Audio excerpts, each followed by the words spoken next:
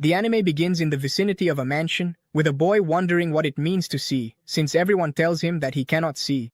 His mother and brother feel sorry for him, and his father explains that seeing means being able to perceive colors and shapes, but that his eyes were affected by the scar left by the holy knight Estoa, and that he should be proud of it. Kunon accepts this, but comments to the maids that, although they are heroic scars, it's a shame he can't see. He then wonders if the reason he's treated as a pitiable person is because he can't see. Sometime later, one of the maids informs him that teacher Jenny has arrived and leads him to her. Kunon comments that studying magic is really boring, and the maid tells him he should take advantage of this opportunity since he has the water crest, and having the ability to use magic is something amazing. When he arrives, the teacher introduces herself to Kunon, saying that from that moment on, she will be his magic teacher and that her name is Jenny Course. Kunon uses a spell called Howdy and manages to form a ball of water. Jenny praises him, and Kunon asks what kind of magic was used. Jenny explains that he is using magic very well to produce water, and that he made something about the size of an eye. When Kunon puts his hands on his eyes, she apologizes, saying she just wanted to simplify things so he could understand. Kunon comments that it's about the size of what he's touching and says that maybe he could create an eye for himself with magic. The next day, Kunon is having breakfast and starts touching the things he usually eats every day because he's curious to know what they are like.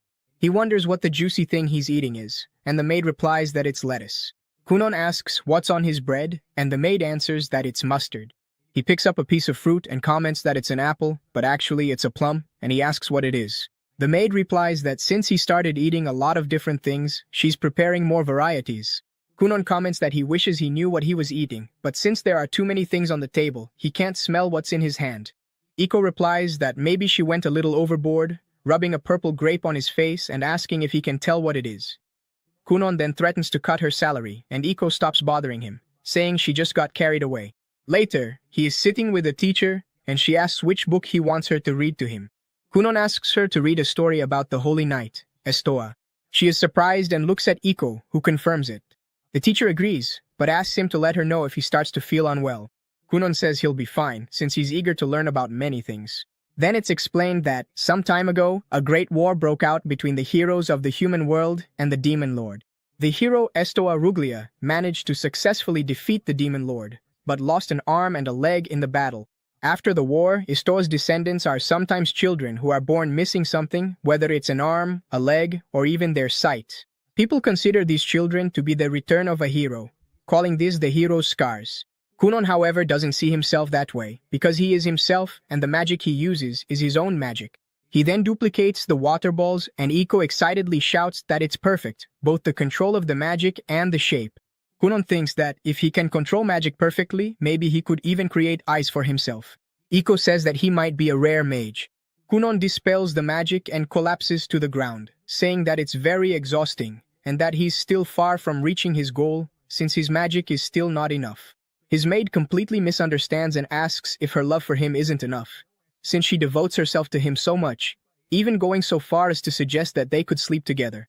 Kunon immediately rejects the idea, commenting that he doesn't have enough knowledge or physical strength to create high-level magic. Iko says that he's only 7 years old and just getting started, to which Kunon replies that he's already behind, since he faints just from using basic magic. Iko says that suddenly increasing the amount of food isn't good for the body and that he should get used to it gradually. Kunon comments that he wants to build more muscle, but that walking and running aren't feasible for him. Iko then asks why he doesn't train with sword strikes, and Kunon likes the idea. Iko tells him to look for a suitable teacher and leaves, saying she's going to talk to the boss. Kunon thanks her for the help, and she comments that she'd like a raise, which is immediately rejected. As Kunon says, she makes too much noise during magic training. Iko replies that it's a good thing he listened, because if he had ignored her, she would have made him cry in bed at night. The next day, when Jenny arrives for the magic lesson, she sees Kunon training with the sword. Iko notices her presence and tells Kunon that the magic teacher has arrived. He greets the fencing teacher and says that's all for today, since it's time for the next lesson. Kunon thanks Master Auro. Jenny approaches, finding his interest in fencing interesting. Kunon comments that, to use magic, you need both knowledge and physical strength, leaving Jenny impressed by how much he has changed. She asks if he wants to take a break before starting the magic lesson, and Kunon replies that he's fine. Jenny asks him to review the magic he learned last time, called Hauri, saying it's fine for him to start from wherever he remembers. Kunon uses magic to create several balls of water, leaving Jenny shocked. Iko starts shouting that her Kunon is amazing. Jenny can't believe what she's seeing since she only taught him a little, and what she sees now is entirely his own progress. She starts to find him scary. Elsewhere, we see a maid telling Mirika that her carriage is ready. Mirika wonders if she really needs to go. The maid asks if she dislikes going to see her fiancé that much. Mirika wonders if Kunon feels the same way she does, since he always has a sad face. The maid comments that it's a decision made by His Majesty, the King, and Mirika agrees to go. Inside the carriage, she keeps grumbling, since Kunon, who bears the hero's scar, is precious to the kingdom, and that's why they arranged this political marriage. As a member of the royal family, it's her duty, but even so, it's tedious. Every time she asks what he likes and what they could do for fun, but he always replies that he doesn't like anything, with a sad face, saying he can't do anything and can't go anywhere. Thinking that she'll have to see that gloomy face for the rest of her life is discouraging. When she arrives at Kunon's house, she sees a completely different boy. Kunon, smiling, greets Princess Mirika, leaving her in shock. She looks at Iko, who unnecessarily comments that the princess looks beautiful, and that if he were a big, bearded, middle-aged man, he wouldn't leave her alone. This makes Mirika remark that the example is pretty scary. What really catches her attention, however, is Kunon. He asks if everything is alright, and Mirika questions what happened to him. Kunon comments that he has started to like magic, leaving Mirika confused. Next, he takes his wand and casts the Auri spell, enchanting Mirika. She remarks that it's very beautiful, and Kunon creates a rainbow, impressing her even more. Kunon apologizes for always making her uncomfortable, and Mirika also apologizes. He reaches out his hand, asking her to listen to what he has to say, because many fun things have happened. She takes his hand, and the two of them go out for a walk. At night, on their way back home, Mirika comments that it was a lot of fun and that she's looking forward to next time. Kunon thinks that it was the first time he reached out his hand to someone. Iko says that this makes him a knight. We then see a flashback of Kunon asking how he should interact with Princess Mirika because he wanted to become a man worthy of her.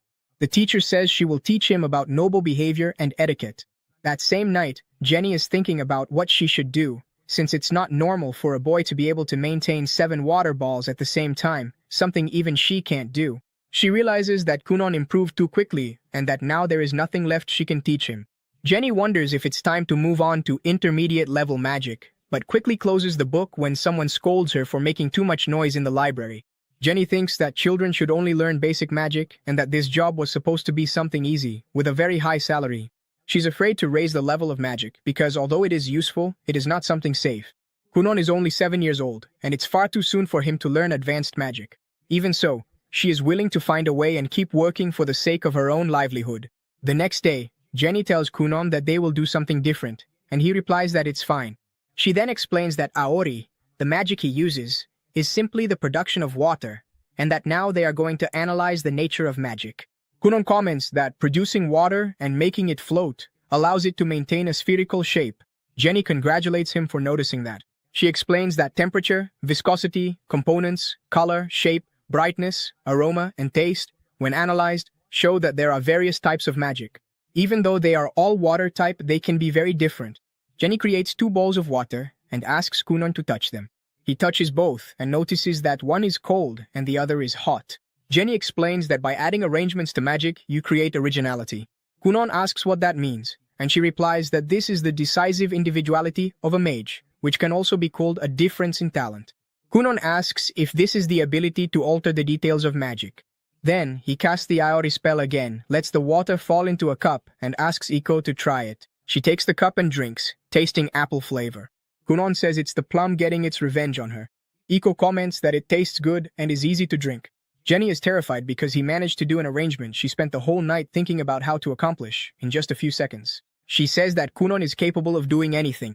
Kunon comments that it was quite difficult and that he will try even harder. At night, in bed, Kunon thinks that he can identify the shape and scent of things, but he doesn't know their colors. Because of this, it's hard for him to notice magical changes, and he concludes that he won't be able to create an eye. The next day, Iko asks what Kunon wants to drink and he asks for milk tea. Iko asks him to provide hot water, and Kunon does it easily, which surprises Iko, who comments that for someone who can't use magic, it seems like a divine miracle. As he passes the bowl of water over the apples, Kunon feels something strange and stands up in a panic. Iko asks what happened and Kunon says he thinks he was able to see. Iko gets super excited and says that if he's lying, she's going to slap him. Kunon asks her to calm down, saying that he's not sure yet and that he probably didn't really see anything. Iko pulls his cheek, saying that he needs to have more of a sense of humor, because tasteless jokes like that are unacceptable. Kunon then says that he thinks he was able to see colors through magic. He picks up a green apple and asks if it's correct to say that it's red, and Iko replies that it's not. He picks up another one and asks if that one is red, and Iko confirms, explaining that the colors and the names of the colors still don't match up for him since he's never seen them before. Kunon agrees, and Iko says that green apples are light green, which leaves Kunon even more confused by the explanation. Iko asks if he knows how many apples are in the jar, and Kunon replies that there are 5. 3 red and 2 green. Iko hugs him, saying it's a miracle. Then, she goes to report everything to Kunon's father, who is surprised. Iko explains that the effective range is still low, but even so he managed to distinguish the colors. The closer he is, the better he can see, and the effect becomes even clearer through touch. The father asks if Kunon can read books, and Iko confirms, saying that he can identify the colors by running his fingers over them. He doesn't know the letters yet, but he is fascinated by books and illustrated guides. The father feels relieved and asks why they don't return to the main house, since Kunon is living separately because he doesn't want others to feel bad for him. Iko refuses, saying that Kunon is about to go through a big change. The father agrees, but asks if she isn't trying too hard to take care of him all by herself. Iko replies that it's all right, and the father comments that her happiness is good for his son. Iko, not missing the opportunity, asks for a raise, which is once again denied. In the gardens, Kunon says he's looking forward to seeing teacher Jenny because he wants her to evaluate his new magic. He uses Aori again, but this time the magic is bigger and red in color. His mother, brother, and father arrive at the garden, and when Kunon sees his mother, he loses control of his magic and gets completely soaked. When he calls out to her, his mother faints, leaving Kunon confused. Iko then explains that red is also the color of blood. The father punishes him by taking away his allowance for 2 months and cuts Iko's salary for 3 months, causing her to panic and faint. In the end, we see Jenny terrified in a corner, wondering how far this boy will go and whether he might even achieve the greatest title in magic, known as the Blue Mage. Kunon is now 9 years old, and his father, Gurion, is starting to worry about his education. He calls his brother and tells him about his intention to send Kunon to school. Gurion explains his plan to enroll him in the school for nobles, but his brother expresses concern. Kunon had never left the castle since he was born, and his uncle fears that the boy will have trouble interacting with people outside the palace. Gurion had already thought about that, and that's exactly why he called Kunon's uncle first. He begs his brother to help the boy at school and make sure nothing goes wrong. In a flashback, Kunon's uncle remembers the day he wanted to go out and play with Gurion. That day, Gurion was worried because Kunon couldn't see, but his brother reassured him, saying he would hold his hand to make sure he wouldn't fall. However, as soon as Kunon took his second step, his leg slipped, and his brother accidentally let go of his hand, which unfortunately led to Kunon's fall. It's easy to imagine that Kunon didn't trust his brother as much after that. Even so, without a shadow of a doubt, Kunon's brother assures Gurion that he will look after Kunon and make sure nothing happens to him. Meanwhile, Kunon is with Iko, practicing his magic as usual. He trains hydromancy, a type of magic used to find lost things. Iko jokes that he should find her youth, and he replies by reminding her that she is already as cheerful and young as she should be, so there's no need for that. When she asks him to find her future husband, he replies that she is a beautiful young woman and that many men would line up for her. He himself would be interested, if he weren't a noble. The playful conversation is interrupted by the arrival of Lady Flora. As always, Lady Flora teaches him the things he needs to know. Suddenly, she becomes uneasy. The boy is now 9 years old. She has already taught him many things and raised him to be a gentleman. She wonders if she might be making a mistake, and whether she should have raised him to be a more cheerful and relaxed man.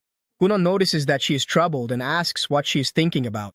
Looking at how cute and adorable he is, she feels happy to have been part of raising such a lovely boy. Later that night, Iko takes Kunon to the main quarters. On the way, she feels very cold and asks Kunon for help. Without hesitation, Kunon creates warm water for them, and Iko hugs the water for comfort. The water is better than any he had made before, and she excitedly comments on how pleasant it is. He also enjoys the compliments, but says that it's just a prototype. She really needs something that warm to get a good night's rest, and he starts considering making a bed with the same density. Kunon is very worried about the fact that Gurion has called them. He wonders if he did something wrong, but Iko reassures him, saying that there's nothing wrong and reminding him that he learned from the lessons of blood and didn't do anything wrong. As they walk, he reminds her that he only did it because she asked him to give it his all. She doesn't hate what he did either, but Gurion does, so their opinions don't matter. They arrive at the castle and the servant greets them. He mentions his brother, Iklo, and recognizes him immediately. He greets his brother and accompanies him to their parents' room. On the way, Iklo asks if Kunon needs him to hold his hand, but Kunon says no. He has grown up and now understands his surroundings, able to walk on his own. Iklo remembers the days when he used to hold Kunon's hand, and seeing his brother grow so much makes him excited. Kunon notices that his brother is deep in thought and asks what's wrong, but Iklo says it's nothing important. They arrive at their parents' room, and Gurion tells Kunon what Miss Flora informed him. He has completed all the basic education lessons, which is quite an achievement. However, now he needs to attend the school for nobles. Gurion explains that every noble must attend this school as it is one of the requirements. However, due to Kunon's special condition, they had obtained permission from the king to train him at home. Even so, he would be at a disadvantage if he never went to school, so he should consider that possibility. Kunon vehemently refuses. He tells his father that he has no interest and that since it's not mandatory, he doesn't want to go. He starts to think that his father just wants to get rid of him and asks if Gurion is angry because of his allowance, since he always complained that he spent too much. Gurion insists that's not the case. He states that it's simply something necessary for a noble. Kunon asks again if it's because of the last incident involving blood, but Gurion denies it. His mother and Aishlo try to calm the tense situation, but without success. When Kunon finally calms down, Gurion explains that the reason he has to go is because nobles who don't attend school are always at a disadvantage, and his fiancée, Mirika, would be looked down upon if he didn't go. Faced with this, Kunon changes his mind and agrees to go. Gurion informs him that he won't have to go for long, just to take the exams. There are only 4 exams, and he will only go 4 times, once for each exam. Mirika and Iklo will also take the exams, so they will go together. His mother is happy that he agreed and immediately starts preparing him for school. When Kunon leaves with his mother, Gurion pulls Iklo aside and warns him that other nobles, upon seeing Mirika and Kunon together, might become envious. Iklo assures his father that he will protect them and stay by their side. Later, Kunon meets Mirika and tells her the news. She is excited to go to school with him, but Kunon is worried about how nobles who are interested in her might treat him. Mirika isn't worried about that and tells him not to be concerned. This only makes him wonder if she isn't popular at school. To reassure him, she says that she is indeed popular, and that there are several men after her, as many as the fingers on one hand. 5. Now, he has confidence in himself, so there's no problem anymore. Kunon's uniform is ready. He puts it on and looks like someone from royalty. Iko jokes with him and Kunon responds as usual. His response surprises those who had never seen him so cheerful before. They get into the carriage and Kunon uses his water magic to stabilize the wheels during the journey, then says goodbye to his parents. The carriage departs while his mother cries in front of the house. Inside the carriage, Iklo notices how smooth the ride is and realizes it's thanks to Kunon's magic. Seeing Iklo, Kunon understands that his brother was worried about him and his safety. He says that he has grown up now and is confident, so Iklo doesn't need to worry anymore. He remembers when he slipped and fell as a child, and Iklo held his hand, and admits that his brother felt extremely guilty and took all the responsibility for the fall. However, Kunon reassures him, saying he knows that Iklo was not to blame. He tells his brother that at that time he felt bad about life and wanted to die. Now he no longer wants to die. He is resilient and assures that he will live no matter what happens, even if he is the last human to die. Iklo feels encouraged seeing how mature his younger brother has become. Now he doesn't even know anymore if Kunon is his younger or older brother. He admits that Kunon has changed and wonders if this is the result of his close relationship with Iko. Soon they approach the school, and Kunon is the first to notice. He tells Ixlo that they're already close, and Ixlo wonders how he realized it so quickly. Kunon reveals that he can now sense the presence of humans around him. They arrive at the school and Mirika appears to welcome them. She compliments how nice his uniform looks, and the cheerful atmosphere between the two makes Ixlo wonder why they're so happy. Mirika moves to guide them into the school, but Kunon takes a step back. He uses his magic to read the sounds and feelings around him and realizes there are several people there. He knows that if he were his old self, he would have retreated and gone back home, but now he won't stop and won't be a coward. He turns to Mirika and asks if she would grant him the honor of being the lady among them that day. He asks her to hold his hand and lead him into the school. At the school, Professor Cast, one of the teachers, awaits Kunon's arrival. She is uneasy, as she knows Kunon bears the hero's scar and isn't sure if she is capable of taking care of a child like him, since she has been ordered to guide him through the school. Lost in her thoughts, she hears the students commenting in awe about how handsome Kunon is, saying they've never seen such a beautiful child before. Unbothered by what the other students are saying, the children enter the classroom and walk past Cast, who also watches them in admiration. She snaps out of it and quickly goes to meet them. She introduces herself as the one responsible for Kunon, and he greets her. He bows like a lady and says that today he needs to be a beautiful lady. Cast doesn't understand what he means, but Kunon insists that, although he is biologically male, today he will be a woman. She is confused but doesn't press the matter since she needs to accompany him. Kunon says goodbye to Mirika and Ixlo, saying he hopes to meet them later for a meal. Some students watch the scene from the building next door. Among them is Prince Liao, the sixth prince of the kingdom and Mirika's brother. His friends, who are also his subordinates, comment about Kunon. He is the first person to be born with the hero's scar in about 100 years and has received the king's blessings. They immediately notice that Liao is uncomfortable with the conversation, so they change the subject to avoid upsetting him. Cass takes Kunon to the classroom and asks if he has ever heard of the advancement exam. She explains that there are 5 of these exams and that, although they are usually taken over a long period, she has received orders from the king and Gurion for Kunon to take all 5 in a short amount of time. Kunon is also aware of this and acknowledges that it is a case of nepotism. He tells Cass that his father and the king are close friends, and that's why they made this exception for him. Even so, he knows that this is wrong and goes against the integrity of the school. Cass isn't interested in conversations involving city politics, so she tells him to just take the exam and stop talking.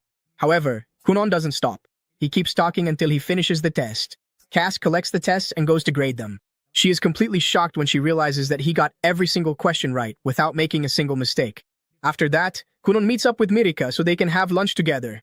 However, before they reach the cafeteria, Liao shows up with his subordinates. He asks to confirm whether Kunon really received the king's blessing. Mirika is visibly nervous, and Kunon notices this, even though he doesn't know who the boy is. Ixlo also arrives and tries to calm Liao down, but the prince keeps causing trouble. To protect his fiancée, Kunon takes water from a nearby glass and pours it around Lia's pants, making it look like he wet himself. Then he draws everyone's attention to the fact that Lia has wet his pants. Lia denies it, but the evidence speaks for itself, so he leaves with his friends, embarrassed and furious. Both Mirika and Ixlo know that it was Kunon who did it. Ixlo looks at him suspiciously, but Kunon just says they should go eat. During the meal, Kunon asks who Liao is and is shocked to find out that he is his future brother-in-law. He wonders if siblings can be cruel to their own brothers, since his own brother was never like that, and is surprised to learn that there are siblings who don't care about each other. He's just happy that Ixlo is his brother and that he cares so much about him. Ixlo, however, is worried about the fact that they provoked someone so important, but Mirika says that's just how Kunon is. Ixlo just hopes they don't get into any more trouble. Kunon, on the other hand, seems to be having a lot of fun. All that's left is to hope he doesn't step on any more toes. In the cafeteria, Kunon asks Mirika why Prince Lyle got in his way, openly displaying his violent nature. She replies that he showed up to put pressure on him. She mentions that her brother is the 6th prince, and she is the 9th princess. Because of that, her position is lower in the royal hierarchy. But her fiancé is the mage who bears the hero's scar. Her status rose quickly. Now that Kunon has become well known, they will stand above high society. But above all that, Mirika is happy to be his fiancé. And so is Kunon, suggesting that when he sees the king, he should kneel as a sign of gratitude. That said, he wants to go apologize to Liu, but neither Io nor Mirika allow it. Next, we move on to the teacher.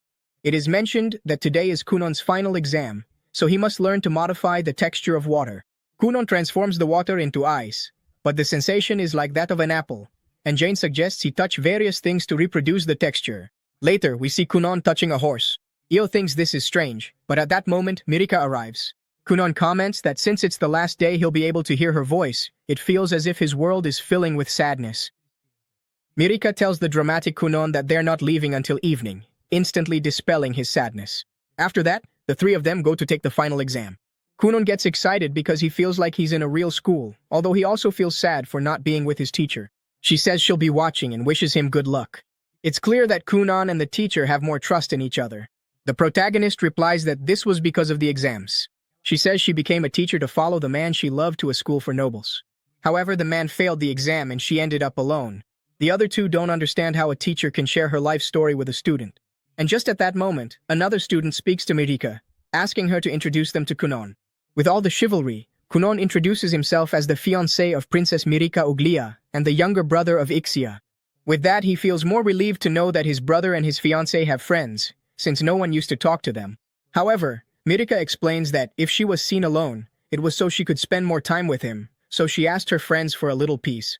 Since Kunon didn't know about this, he thanks the princess for her consideration, but admits that he was also worried.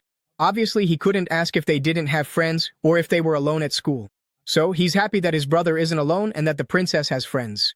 Otherwise, he would have to comfort them by comparing their loneliness to his own situation, saying that it's okay not to have friends. So much drama leaves everyone speechless, but Mirika understands that for him, it doesn't make a difference not to have friends. Kunon confirms and mentions that humans do just fine on their own, which leaves the room intrigued. On the other hand, Layla is informed that it's already time for the exam. He orders them to wait for him, but his subordinates doubt that, even as a prince, the teacher would decide to wait for him. After all, it's the final exam. That's when the bell rings. The students take their seats. Our protagonist was about to be guided by Mirika, but at that moment Lou appears to separate them. People start to murmur. Lyle notices this, and, remembering what the castle maids used to say about him, becomes furious, since no one dares to say it to his face. However, suddenly, Kunon grabs his hand and introduces himself to him. Everyone is surprised. Lyle demands that he let go, but Kunon clings on like a snapping turtle, saying that he's his brother-in-law. Therefore, it's only proper that they get to know each other. So, we see the two of them struggling, and Kunon makes it clear that he didn't give him permission to touch him. Kunon points out how manly he seems, and adds that, by touching him, he can assume his face is very masculine. He assures that, if his eyes could see, he would have stared at his face so much that he'd make a hole from looking so hard. This makes Lou blush. Everyone starts laughing. The blonde, embarrassed, asks Kunon to let him go. Kunon lets him go, and then the whole problem is over. During the exam, we see that the prince seemed a bit thoughtful, but in the end, after evaluating the tests, the teacher announces that everyone passed. So Kunon goes back home.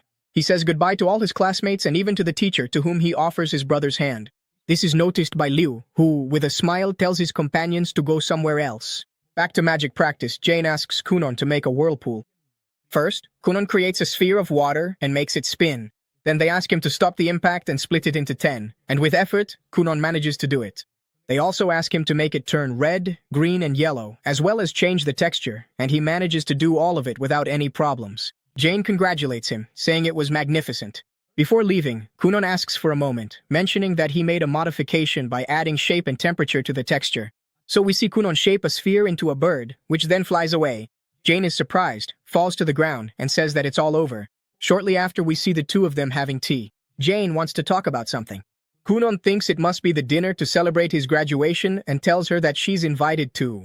She comments that it's not about that, but that graduation is a good time to tell the truth, asking if he is mentally prepared, because she needs to tell him something very impactful. We see Kunon worried about this and taking a sip of tea. Before continuing, Jane asks Iko to leave the room. When she leaves, Kunon clenches his fist, saying it's all too sudden, imagining that Jane is a goddess from the night sky and that she needs to leave to return to her own world. Jane likes the story, but that's not it. The truth is that she has nothing left to teach him. She confesses that, for some time now, she hasn't had anything new to teach. She has already taught him everything about elemental magic that isn't used for attack. Now, Kunon even masters magic better than she does. All he needs is to learn a new spell to surpass her. Kunon stands up, saying that's not true. He confesses that he enjoyed the tricks and clever methods she used to teach him. Even when she was only trying to instruct him with her magic, Jane realizes that Kunon had already noticed her desperation, which makes her feel more at ease. Kunon says that his magic expanded thanks to her tricks, recalling when Jenny talked about Aori, comparing the sphere she created to an eyeball for Kunon. That interaction was the only thing that gave him the will to live. She saved him. That's why, if she's resigning because her salary is too low, he'll tell his father to increase her pay. She insists that, in fact, she feels bad because she receives much more than she deserves, and that she doesn't deserve so much since she's not really doing anything. She comes closer, holds his shoulders, and says that he'll do better if he has a truly capable teacher to instruct him, so that he can become as great as he is meant to be. When she kneels down to say goodbye, all the water animals he had created also touch her body, trying to persuade her to stay. But she doesn't want to stay.